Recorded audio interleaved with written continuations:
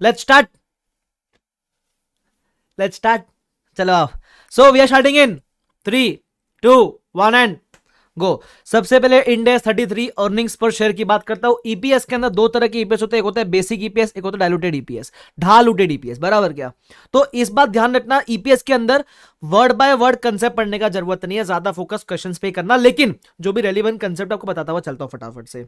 सबसे पहले when you talk about basic EPS, basic का फॉर्मूला क्या होता है, ये डे की तरह PAT divide by number of shares मत बोलना, it is profit available for equity holders divide by weighted average number of equity shares, ऐसा बोलना। अब पहले बात करते हैं न्यूमरेटर की। न्यूमरेटर में क्या क्या आता है, तो if we start with EBIT, तो EBIT minus interest, interest EIR वाला माइनस करना। We learn in financial instrument ना कि ईआर वाला इंटरेस्ट क्या होता है, तो वो वाला माइनस करना। फिर मिलेगा ईबीटी, ईबीटी में से आप टैक्स माइनस करना, मिलेगा पैट, पैट में से विल डिडक्ट प्रेफरेंस डिविडेंड, है ना। अब प्रेफरेंस डिविडेंड के अंदर दो तरह का होता है प्रेफरेंस डिविडेंड, एक होता है क्यूमुलेटिव प्रेफरेंस डिविडेंड, एक होता है नॉन क्यूमुलेटिव। तो क्यूमुलेटिव का मतलब होता है अगर पिछले साल का डिविडेंड आपने पे नहीं किया तो नेक्स्ट ईयर पिछले साल और करंट ईयर दोनों का पे करोगे, इसलिए क्यूमुलेटिव वाले केस में आप अक्रूवल बेसिस पे डिविडेंड माइनस करोगे, और नॉन क्यूमुलेटिव वाले केस में आप कैश बेसिस में, मतलब अगर करंट ईयर में पे किया तो ही माइनस करना, वरना माइनस मत करना। बट उतना रेलिवेंट नहीं एग्जाम पॉइंट ऑफ व्यू से, इसके ऊपर कोई एडजस्टमेंट है नहीं क्वेश्चन के अंदर। आगे फिर आता है settlement payment. Now what is the meaning of settlement payment, it means ऐसे पेमेंट जो आपने डे वन पे प्रॉमिस नहीं किए थे, ऐसा प्रीमियम डिस्काउंट जो डे वन पे प्रॉमिस नहीं किया था, बाद में अचानक आपने पे करने का सोच लिया, उसको बोलते सेटलमेंट पेमेंट। तो वो क्योंकि आपने डे वन पे प्रॉमिस नहीं किया था तो वो ईआर के अंदर तो नहीं आया, बट आपको वो यहां से माइनस करना पड़ेगा। अरे यस और नो, फटाफट बताते हुए चलो। यस, उसके अलावा अगर ऐसी कोई भी इनकम एक्सपेंस है जो आपके प्रॉफिट लॉस का पार्ट बननी चाहिए बट आपने रिकॉर्ड नहीं करा है, तो भी माइनस कर देना, तो आपको मिलेगा profit available of equity share holders divide by weighted average number of shares. Weighted average का मतलब होता है अगर आपने साल के बीच में कोई शेयर इशू किए तो उसको आपको वेट देना पड़ेगा, सिंपल कहानी खत्म, ठीक है। उसके बाद अपन आएंगे, ये अपना नॉर्मल फॉर्मूला था बेसिस का। उसके बाद आएंगे बोनस इशू के ऊपर। अब बोनस में क्या होता है सुनना, बोनस के अंदर कंपनी बोलता है बोनस के अंदर कंपनी बोलता है कि हम जितने भी होल्डर्स है उनको फ्री में शेयर्स देंगे, बराबर। तो इसलिए बोनस में एक अजम्पशन रहता है।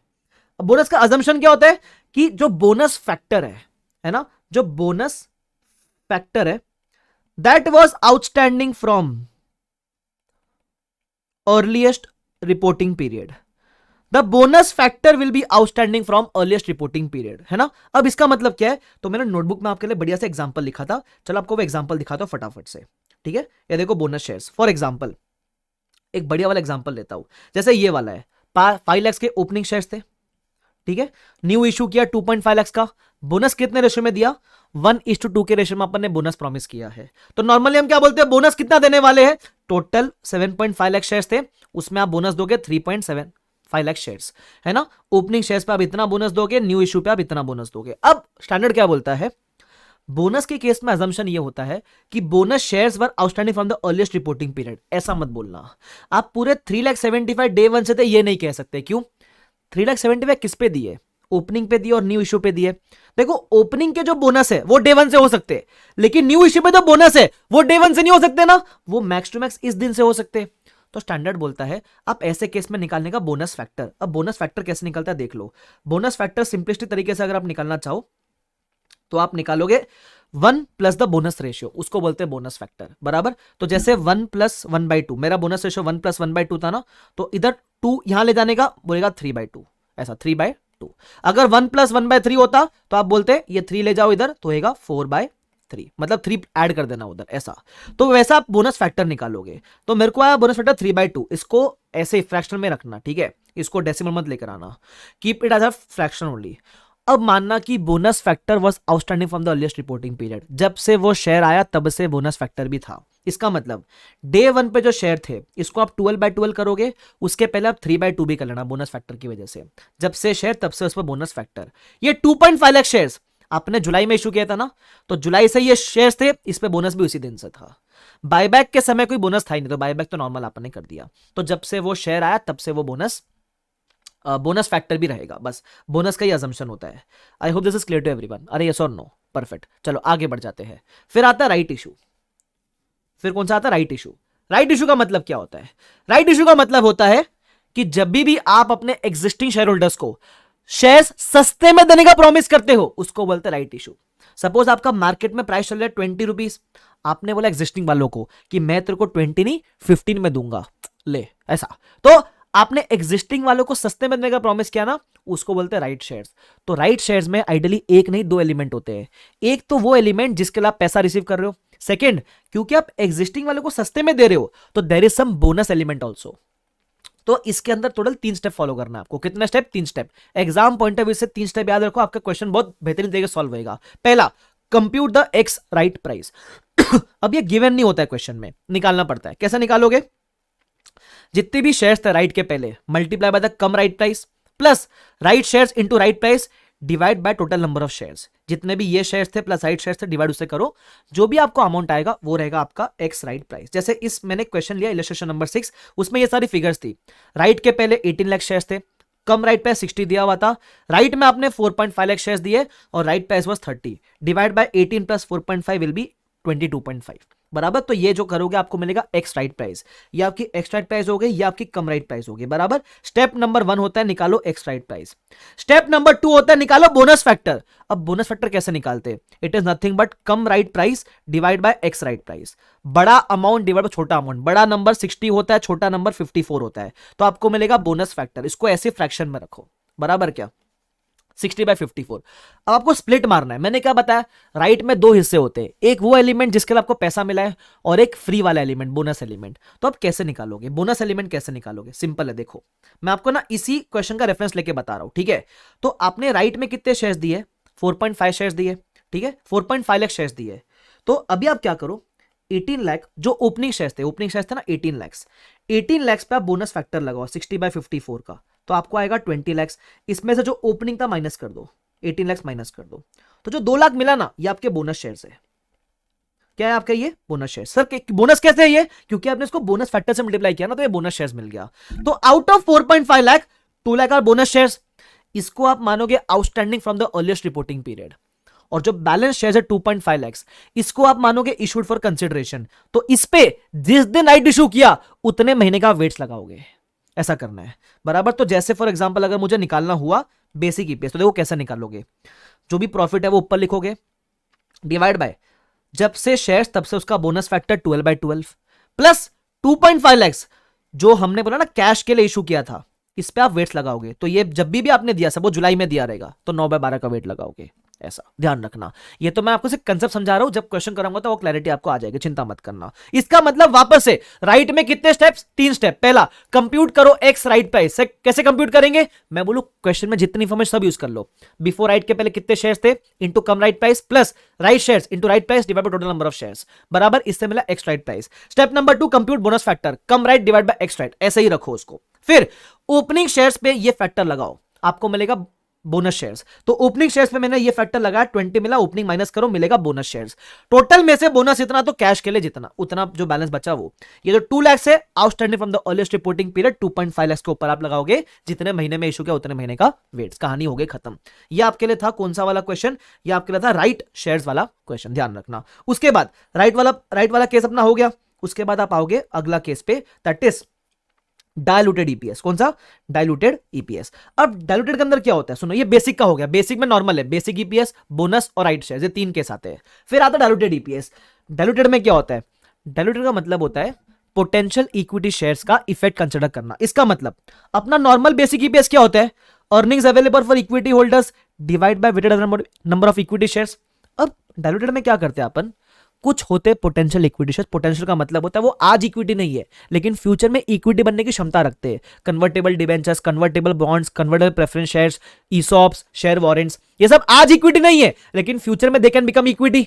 तो फ्यूचर में क्योंकि ये इक्विटी बन सकते हैं, तो अगर ये आज से इक्विटी होते तो इंपैक्ट क्या होता? तो अगर सपोज कन्वर्टेबल डिबेंचर है, अगर ये आज ही इक्विटी होता तो इसको अपने को इंटरेस्ट नहीं देना पड़ता, तो अपना प्रॉफिट बढ़ जाता। अच्छा, अगर ये आज ही इक्विटी होता तो शेयर्स भी बढ़ जाते बराबर। तो ये अगर आज से इक्विटी होता तो न्यूमरेटर पर जो इंपैक्ट है वो कंसिडर करो, डिनोमिनेटर पर जो इंपैक्ट है वो कंसिडर करो, और फिर आप निकालोगे डायलूटेड ईपीएस। ऐसा होता है। तो मैंने एग्जांपल लिया हुआ इधर एक कि सपोज 8% कन्वर्टेबल बॉन्ड्स है ना, 5000 डिबेंचर्स है, 5000 डिबेंचर्स है, 30% टैक्स रेट है। तो कैसे डायलूटेड कैसे निकालोगे आप? पहले आपको बेसिक पूछा, बेसिक आया आपका 10 रुपया। अब डायलूटेड कैसे निकालोगे? 10 लाख प्लस अगर ये डिबेंचर आज ही इक्विटी होता तो इंटरेस्ट नहीं देना पड़ता, तो आपका इंटरेस्ट कितना बचता? 5,000 डिबेंचर है, 100 रुपए का डिबेंचर है, इंटू 8% 40,000 आता। लेकिन इंटरेस्ट अगर नहीं भरना पड़ता तो उस पर टैक्स का बेनिफिट भी नहीं मिलता, तो आप नेट ऑफ टैक्स लोगे 70%, दैट इज 28,000। तो आप न्यूमेटर में 28 ऐड करोगे, डिवाइड बाय, अगर ये आज ही इक्विटी होता तो 5,000 debentures would have been 50,000 equity shares, है ना। तो वो न्यूमेटर में आप ऐड, डिनोमिनेटर में आप ऐड कर दोगे, तो ये आप न्यूमेटर में ऐड करोगे, डिनोमिनेटर में ऐड करोगे, आपका आएगा 6.85। अगर ये बेसिक से कम है तभी इसको डाइल्यूटेड बोलेंगे, तो इसको रिपोर्ट करने का। अगर ये बेसिक से ज्यादा होता, if it are more than basic, तो it would have become anti dilutive, इसको आप फिर उस केस में रिपोर्ट नहीं करते। तो मेरा बेसिक 10 था, ये उससे कम है ना, तो ये डाइल्यूटेड है, तो इसको अपन रिपोर्ट करेंगे। सिंपल, क्लियर है वाला पार्ट, खत्म कहानी। अच्छा, एक और चीज, सपोज कोई पोटेंशियल इक्विटी शेयर आपने करंट ईयर के साल के बीच में इशू किया है, तो उस केस में जब सेविंग्स इन इंटरेस्ट निकालोगे, तो सपोज आपने जुलाई में इशू किया, तो सेविंग्स इन इंटरेस्ट सिर्फ 9 महीने का लेना। उसके अलावा जब नीचे नंबर ऑफ शेयर्स लोगे तो भी वेटेड करके लेना, 9 महीने का लेना, सिर्फ ध्यान रखना ये, ठीक है। चलो, तो ये डाइल्यूटेड ईपीएस की मैंने बात कर ली। अब डाइल्यूटेड ईपीएस में एक और क्वेश्चन ऐसा है जिधर there can be multiple potential equity shares, मतलब एक ही कंपनी के अंदर मल्टीपल अलग अलग नेचर के पोटेंशियल इक्विटी शेयर्स है, जैसे वारंट्स भी है, जैसे प्रेफरेंस शेयर्स भी है, जैसे डिबेंचर्स भी है, ऐसे 3 अलग टाइप के पोटेंशियल इक्विटी शेयर है। तो ऐसे केस में आप डायरेक्टली डाइल्यूटेड ईपीएस निकाल नहीं सकते, उस केस में कुछ स्टेप्स फॉलो करने पड़ते हैं आपको। अब वो स्टेप्स कैसे रहेंगे, ध्यान से सुनना। तो बोलता है एक एलिमिनेट, देखो एक क्वेश्चन कर लो, आपको बहुत अच्छा समझ जाएगा। पैट दिया हुआ है, टैक्स रेट दिया हुआ है, डीडीटी वैसे तो अबॉलिश हो चुका है रियल लाइफ में, बट दिया हुआ है। इक्विटी शेयर्स 50,000, न्यू इशूड 30,000 है। AK Limited has issued 40,000 share warrants which shall be allotted shares in 2013। 40,000 share warrants है। अब वारंट्स के केस में एक और बात ध्यान रखो, वारंट्स के केस में आप सिर्फ फ्री वाला कंपोनेंट ही कंसिडर करते हो। फॉर एग्जांपल, आपका मार्केट प्राइस इज 20, ये वारंट्स में आपको शेयर्स फ्री में नहीं देने, 15 रुपए में दोगे, तो फ्री कंपोनेंट कितना हो गया, 40,000 इंटू 5 रुपया divide by 20, the free component is 5 rupees. तो इसका आप इक्विवेलेंट निकालोगे, कितना आएगा, 10,000 वारंट्स, 10,000 शेयर्स। तो आप डिनोमिनेटर में सिर्फ इतना ही कंसिडर करोगे, न्यूमरेटर में इसका कुछ भी नहीं आता है, ध्यान रखना। सिमिलरली प्रेफरेंस शेयर्स के लिए बोलते हैं 9% कन्वर्टेबल प्रेफरेंस शेयर्स है, इतने में कन्वर्ट होंगे और डिबेंचर आपको दिया हुआ है। कैलकुलेट बेसिक डाइल्यूटेड ईपीएस, तो बेसिक सिंपल है, आपने को पैट दिया हुआ था, उसमें से प्रेफरेंस डिविडेंड और डीडीटी माइनस किया तो आपको बेसिक आ गया। अब डाइल्यूटेड आप डायरेक्टली मत निकालना, आपको क्या करना पड़ेगा, आपको 3 स्टेप फॉलो करने पड़ेंगे। जब जब क्वेश्चन में मल्टीपल पोटेंशियल इक्विटी शेयर है, आपको 3 स्टेप फॉलो करने पड़ेंगे। सबसे पहला, you will find the incremental EPS. कैसे निकालोगे, हर एक पोटेंशियल इक्विटी शेयर को आप इंडिविजुअल इवैल्यूएट करना।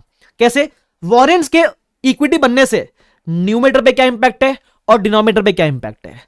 कन्वर्टेबल प्रेफरेंस शेयर्स के इक्विटी बनने से न्यूमरेटर में कितना सेविंग है, डिनोमिनेटर पे क्या इंपैक्ट है। डिवेंचर्स के इक्विटी बनने में न्यूमरेटर में कितना सेविंग है, डिबेंचर्स में कितना इंपैक्ट है। ऐसा आप इंडिविजुअली इवैल्यूएट करोगे, ठीक है। तो आपने इंडिविजुअली इवैल्यूएट कर लिया, फिर ये स्टेप नंबर 1 हो गया, उसको बोलते हैं इंक्रीमेंटल ईपीएस। सेकंड, रैंकिंग करोगे। रैंकिंग कैसे करोगे, most dilutive to least dilutive, छोटे से बड़ा, ध्यान रखना, ठीक है। तो छोटा है तो उसका रैंकिंग नंबर 1 आएगा, ठीक है।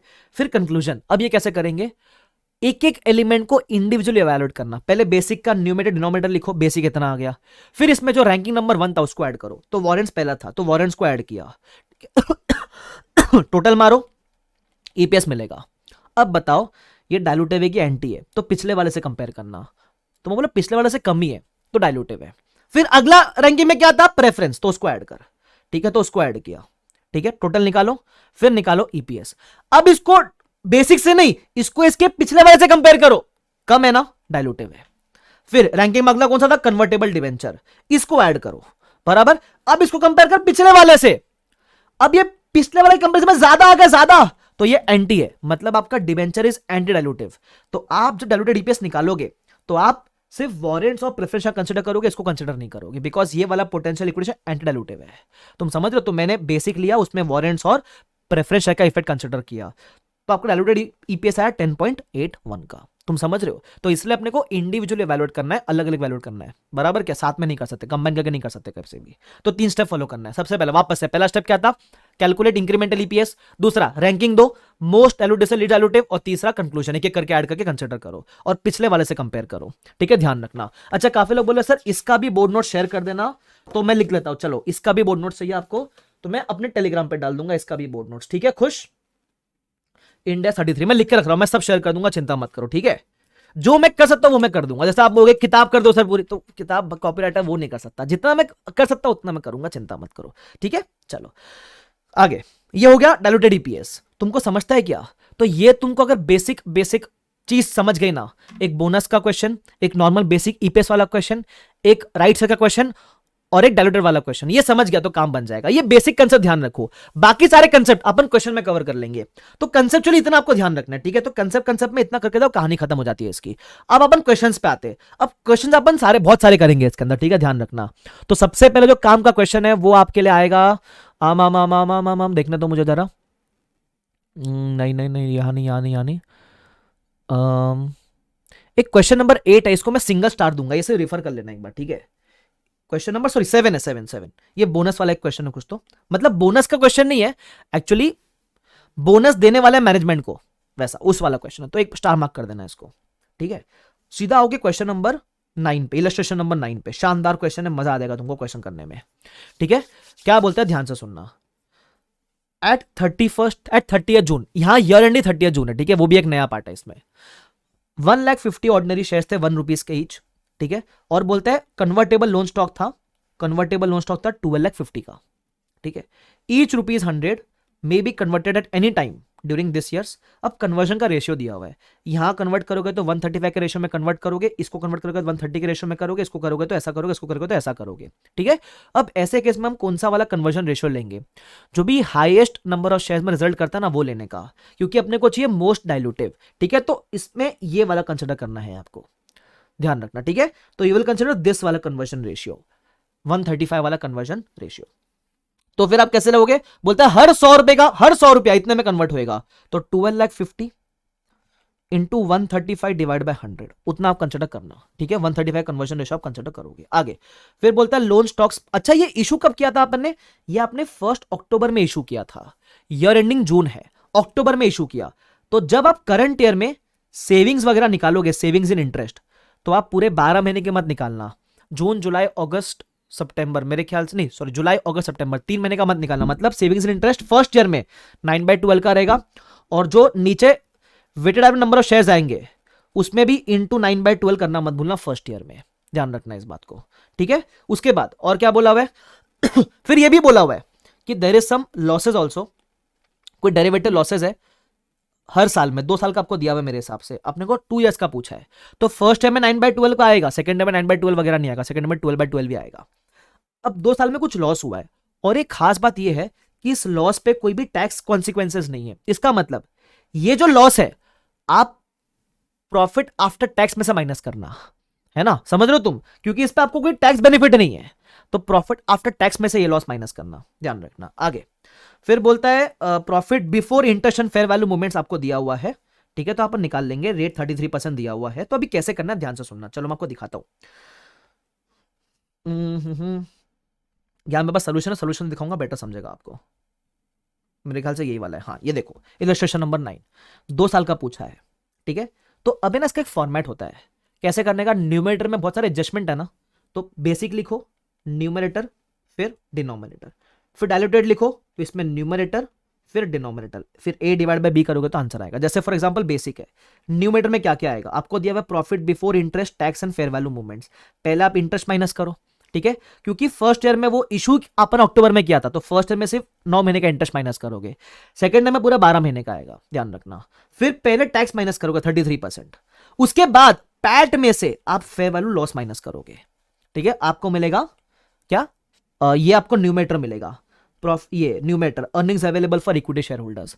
फिर आपको जो डिनोमिनेटर वो दिया हुआ है 15 लाख 15 लाख, बेसिक ईपीएस आपको मिल गया। डायल्यूटेड कैसे निकालोगे? डायल्यूटेड के अंदर start with the earnings available for equity holders, है ना, ये किया।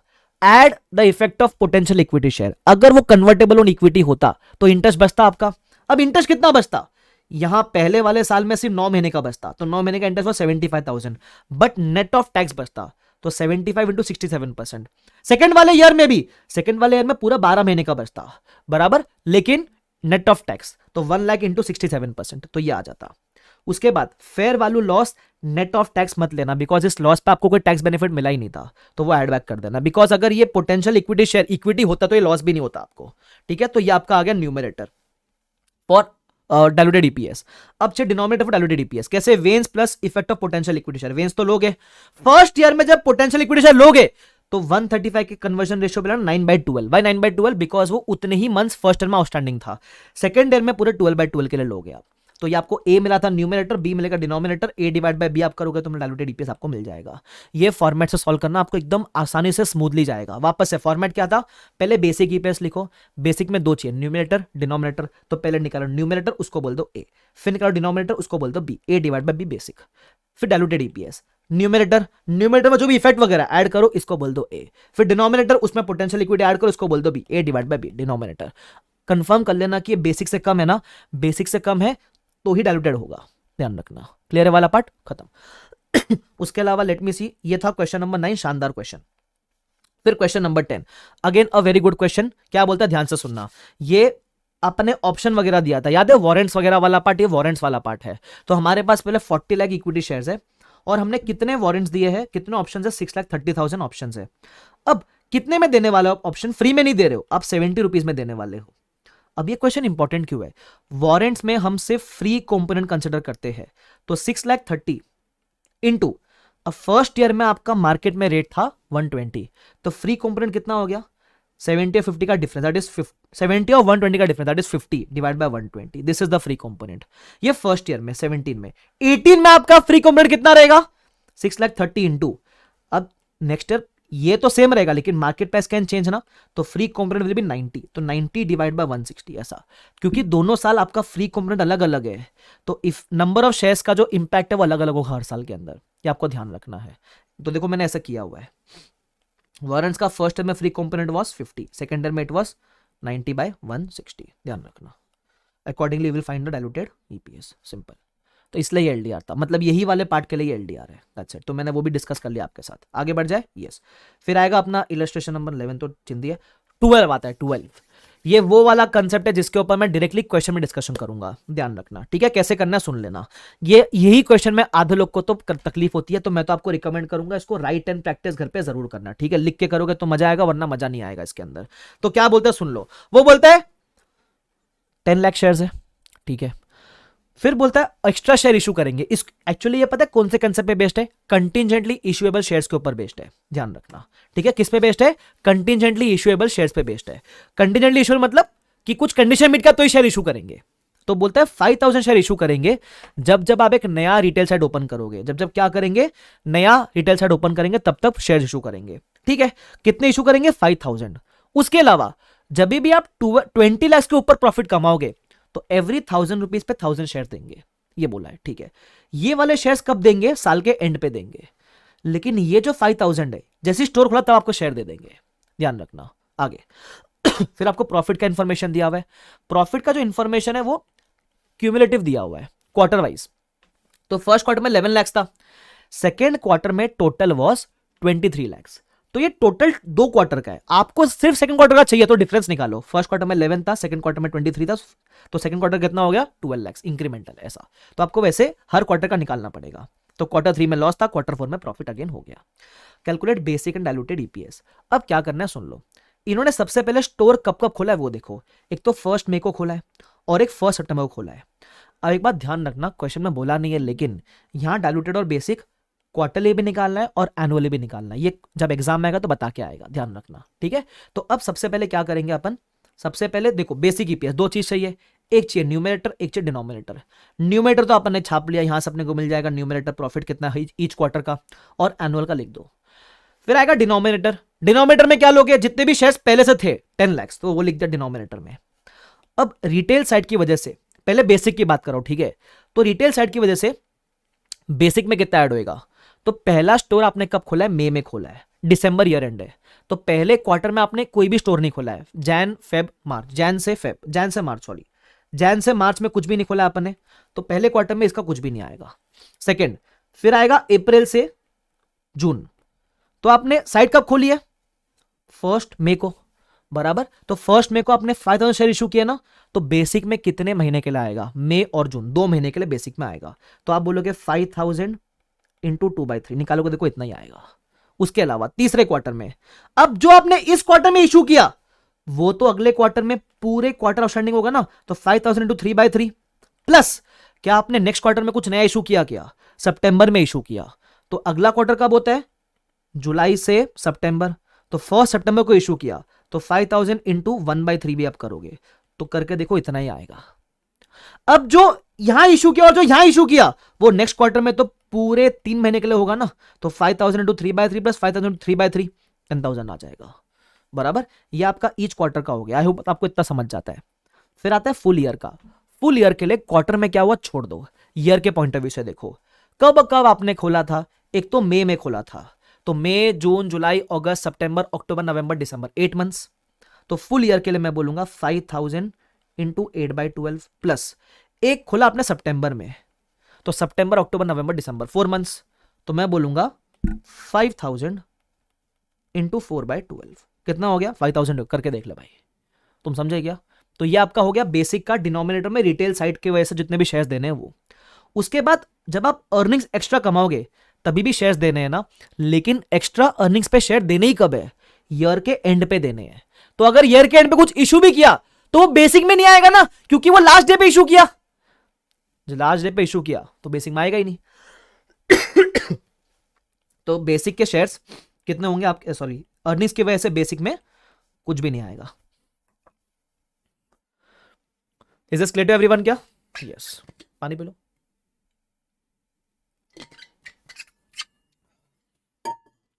क्लियर है क्या यहां तक? यस सर क्लियर है। तो बस टोटल मारो डिनोमिनेटर का, फिर numerator divide by denominator, you will get the basic EPS.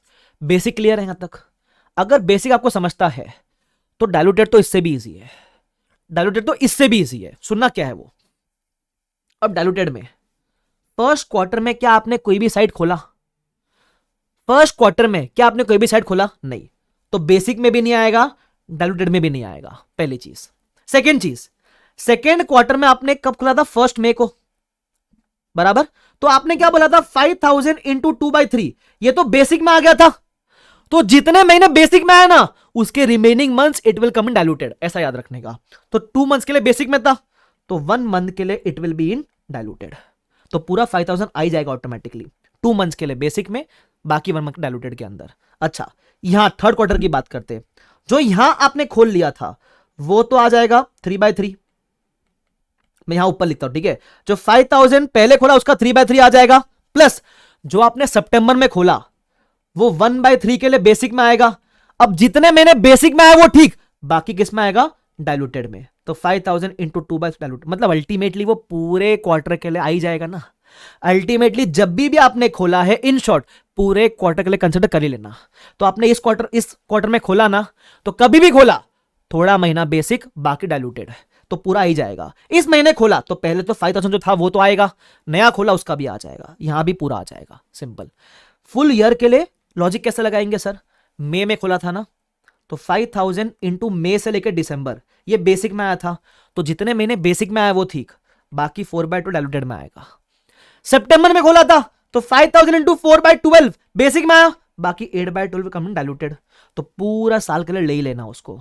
तो उल्टा डाइल्यूटेड इजी है, ऐसा मानो जब खोला पूरा आएगा, जब खोला पूरा आएगा, देखना ही मत कब खोला, ऐसा। तुम समझ रहे हो? आपको मैंने छोटा सा हिंट दे दिया भाई साहब, क्वार्टर इजी है। आगे फिर आता है अर्निंग्स कंटिजेंसी। अब अर्निंग्स कंटिजेंसी वाले में बेसिक की तरह ये मत देखना कब शेयर इशू किया, ये देखना कंडीशन कब मीट हुआ। जिस साल कंडीशन मेट उस साल आपको कुछ ना कुछ शेयर देने पड़ेंगे। फॉर एग्जांपल जैसे आपने वो क्या बोला था, सेकेंड क्वार्टर तक कितने से प्रॉफिट एक्सीड हुआ है? पहले क्वार्टर में तो एक्सीड नहीं हुआ 20 लाख के ऊपर, सेकेंड क्वार्टर में 3 लाख से एक्सीड हो गया। हर 1000 रुपए पे 1000 शेयर थे, तो 3 लाख से एक्सीड हुआ तो 3 लाख शेयर देना पड़ेगा, ले लेना। 3 लाख शेयर किधर गया? देखो 3 लाख शेयर्स। अच्छा, फिर थर्ड क्वार्टर में वापस से मीट नहीं हुआ तो नहीं लेंगे। फोर्थ क्वार्टर में 9 लाख से मीट हुआ तो ले लेंगे 9 लाख पूरा फोर्थ क्वार्टर में। और फुल ईयर वाले में देखना लास्ट साल के एंड तक मीट हो गया ना, मीट हो गया, इशू क्या नहीं किया, फर्क, इशू किया या नहीं किया फर्क नहीं पड़ता, पूरे साल के लिए कंसिडर कर लेना। ऐसा। तो ये उल्टा डाइल्यूटेड में ज्यादा इजी है, उसमें मंथ्स का वर्किंग का जरूरत ही नहीं है, ऐसे होगा एग्जाम के अंदर, बट एक बार प्रैक्टिस तो लगेगी आपको भाई साहब। ठीक है, ये था रिटेल वाला कंटिजेंसी, थोड़ा सा डिटेल में देने का कोशिश किया क्योंकि मुझे पता है आपको सबसे ज्यादा तकलीफ इधर ही होती है। ठीक है, चलो आई होप इट हेल्प्स। आगे बढ़ जाते हैं, इलस्ट्रेशन नंबर 13। ये एक नए कंसेप्ट के ऊपर बेस्ड है, जो मेरे ख्याल से एक बार टेस्ट ऑलरेडी हो चुका है, सुनना क्या बोलता है वो, बड़ा सिंपल सा पार्ट है। जब आपके पास कंटिन्यूइंग और डिसकंटिन्यूइंग दोनों का प्रॉफिट लॉस होता है, तो उस केस में आपको एक नहीं 3 ईपीएस प्रेजेंट करने होते हैं। जैसे आप बेसिक दिखाओगे तो बेसिक आपको कंटिन्यूइंग का भी दिखाना है, डिसकंटिन्यूइंग का भी दिखाना है और कंबाइंड का भी दिखाना है। अब जब आप बेसिक दिखाओगे तो आपको डाइल्यूटेड भी दिखाना पड़ेगा, और डाइल्यूटेड कब दिखाओगे, सपोज बेसिक 10 है और डाइल्यूटेड 6 है, तो इट इज डाइल्यूटिव ना, तो यू विल रिपोर्ट दिस क्योंकि कम है बेसिक से।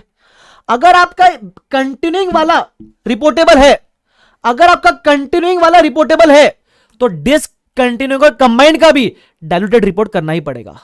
क्या बोला मैंने, अगर आपका कंटिन्यूइंग वाला रिपोर्टेबल है तो डिसकंटिन्यूइंग और कंबाइंड का भी डाइल्यूटिव आपको रिपोर्ट करना ही पड़ेगा, even if they are anti dilutive, even if they are what, even if they are anti dilutive. इतना आप ध्यान रखना। तो अगर ये एंटी भी निकल जाते ना ये दोनों, तो भी आप इसको रिपोर्ट करोगे। लेकिन अगर सपोज इसका बेसिक 12 आ जाता, सपोज सॉरी इसका बेसिक 10 आता और डाइल्यूटिव 12 आता, तो आप इसका डाइल्यूटिव रिपोर्ट नहीं करते। अगर आपने कंटिन्यूइंग वाला का डाइल्यूटिव रिपोर्ट नहीं किया है तो इनका भी डाइल्यूटिव आप रिपोर्ट नहीं करोगे। इन शॉर्ट, अगर कंटिन्यूइंग का डाइल्यूटिव रिपोर्ट हो रहा है तो डिसकंटिन्यूइंग और कंबाइंड दोनों का डाइल्यूटिव रिपोर्ट होएगा, और अगर कंटिन्यूइंग का डाइल्यूटिव रिपोर्ट नहीं हो रहा है तो इसका डाइल्यूटिव रिपोर्ट नहीं होएगा। बस इसी तरीके से आपको इसको सॉल्व करना है, बस इतना ही इस क्वेश्चन के अंदर करके चले जाना, कहानी खत्म है इसकी, सिंपल है। आगे आते हैं इलस्ट्रेशन नंबर 14। 14 से बेटर आपको क्वेश्चन करवाता है, चलो 14 भी करवा देता हूं आपको। ये एक शानदार क्वेश्चन है जिधर फाइनेंशियल इंस्ट्रूमेंट्स भी कवर्ड है और जिधर 33 भी कवर्ड है, बराबर। एफआई और 33 का साथ में एक तड़का लग के आता है इसके अंदर। सुन लो क्या बोलता है वो, बोलता है अपने पास 2000 कन्वर्टेबल बॉन्ड्स है, ठीक है, 3 साल का टर्म है, 1000 बॉन्ड का है, प्रोसीड्स 2 लाख रुपए, ठीक है, इंटरेस्ट है 6%। अब मैंने क्या बताया था आपको, नॉर्मली जितने भी अपन ने क्वेश्चन किए वहां कूपन और ईआईआर अपन सेम मानते थे, लेकिन अगर आपको ईआईआर कंसिडर करना, सॉरी इंटरेस्ट कंसिडर करना होता है तो ईआईआर वाला कंसिडर करना चाहिए। फॉर एग्जांपल, अगर डायलूटिव ईपीएस में कुछ सेविंग्स एंड इंटरेस्ट भी होगा तो भी ईआईआर वाला इंटरेस्ट सेव होगा, बराबर। तो यहां इंटरेस्ट आप directly face value into coupon नहीं कर सकते, आपको फेयर वैल्यू इनटू ईआईआर करना पड़ेगा। बेसिकली आपको फाइनेंशियल इंस्ट्रूमेंट्स के स्टेप कंसिडर करने पड़ेंगे। देखो क्या बोलता है, entity has given an option, मतलब ऑप्शन होल्डर के पास है। जब ऑप्शन होल्डर के पास होता है तो उस केस में आपके लिए principal is a financial liability. ध्यान रखना। सर ये सब कहां बताओगे आप, अरे अपन कल करेंगे ना फाइनेंशियल इंस्ट्रूमेंट, जिसको नहीं आता वहां क्लियर हो जाएगा, चिंता मत करो, बट सुनते हुए चलो। फिर बोलता है मार्केट प्राइस वगैरह दिया हुआ है, calculate basic diluted EPS. Basic तो सिंपल है, प्रॉफिट डिवाइड बाय शेयर्स, तो कितना आएगा, जो भी आता है आपको अमाउंट आ जाएगा। फिर कन्वर्टेबल बॉन्ड्स आउटस्टैंडिंग, वो बोलता है each bond will be converted into 250 shares, तो इनटू 250 करोगे तो आपको मिलेगा डिनोमिनेटर